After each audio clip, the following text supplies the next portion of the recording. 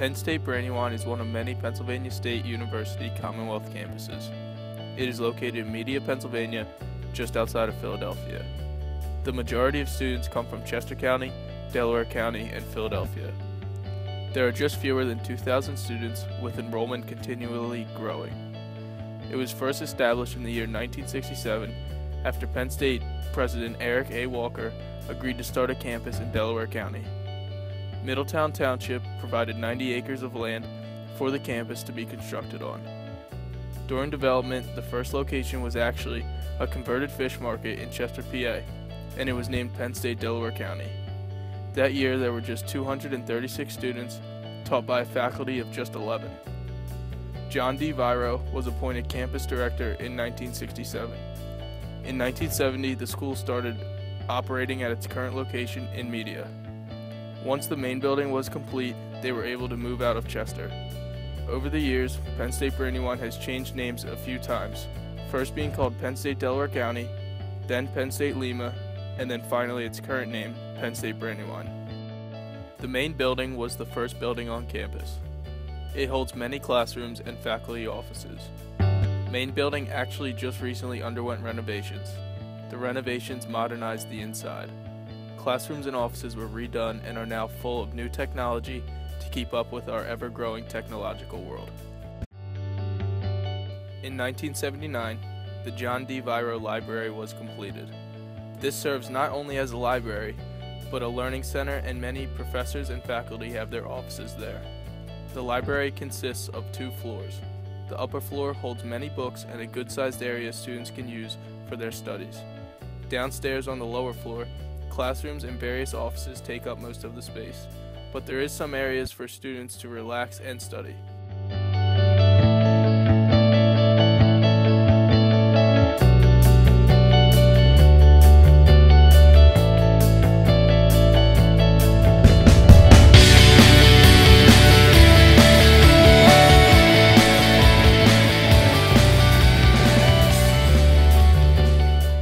In 1988, the Commons building was opened. This area is mostly a social environment for students. Inside there is a cafeteria and a lounge for students to take a break from the classroom. This building is also home to the athletic department. There are 2 gymnasiums, the main one and an auxiliary gym for practices. There's also a fitness center in between the gym and cafeteria. Upstairs is the bookstore and offices, including the student body government offices. The last building to be built on campus was the Temesco building. It was opened in 1998 and contains state-of-the-art computer and technology classrooms. It also consists of a student lounge area, seminar rooms, and faculty offices. Here is where you find a lot of business and technology classes. Deborah Erie has been at Penn State Brandywine for a number of years, so we decided to interview her about her time and experiences here. Good afternoon. If you could please introduce yourself for us. Sure, I'd like to introduce myself. My name is Deb Erie. I'm the Director of Enrollment Management and Institutional Research here at Penn State Brandywine. What is your first memory of Penn State Brandywine? So I started in working here in January, and it happened to be the January of ice storms. So the first 3 weeks that I worked here, we were off 10 days. And so my first memory of Brandywine is not working. Also, I was at the time commuting about an hour and a half to campus because I was still living in Bucks County but working here. And what really struck me about the campus was immediately people offered their homes to me, so I didn't have to drive home in the ice storms. So that sense of family came out immediately once I started working here. So that's one of my early memories of the campus. Yeah, that's nice.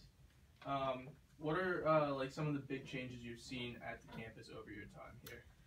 So I think that the biggest changes in terms of facilities, when I started here, the Temesco building wasn't built yet, so that's one thing, and all the buildings on campus had cinder block walls. Oh, really? So it's really exciting to see over time how we've been able to renovate buildings and make them look, more modern. Facilities wise, many more student lounges than we used to have. Even the admissions office when I first started was this very dark brown paneled room that had little cubicles for my staff. So, I just think that the facilities have really improved incredibly, and has really, by forming the quad, has made a really nice campus environment. What do you find the most fascinating about Penn State Brandywine's history? I think it's humble beginnings. I mean, the fact that we started in Chester and we were in a fish market over a roller skating rink. I think we've kept some of that humility as we've grown. I love this campus because it's not pretentious. It doesn't try to be something it isn't. The campus is really a campus about people more than a campus about flash. And I really love that about that. And I think that's all reflected right from the very beginning. When we just wanted to provide a quality Penn State education to students, it didn't matter where it was. And I think that's still true here today. Yes. In the future, Penn State Brandywine plans to build residence halls, and I'm going to have Jackie Brown give a little information about that.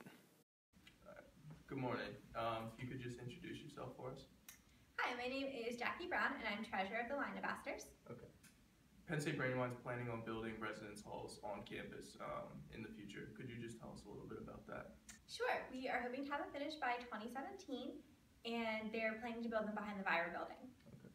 What do the residence halls mean for future incoming students? Well, first, it'll take the burden off commuting here for some students, and it'll also give the students more of a campus feel because they won't have to leave at the end of the day. Do you believe that out-of-state students will be more attracted to Penn State Brandywine because of these residence halls? Yes, definitely. So again, they won't have to make that commute, and it'll make it possible for students who wouldn't be able to commute in the first place because they could just stay here overnight. Okay, thank you very much. That's all we have for you today. Penn State Brandywine looks to continue to grow in the future. The upcoming expansion will allow for more students and continued growth. Penn State Brandywine has been and will continue to be a great part of Penn State University.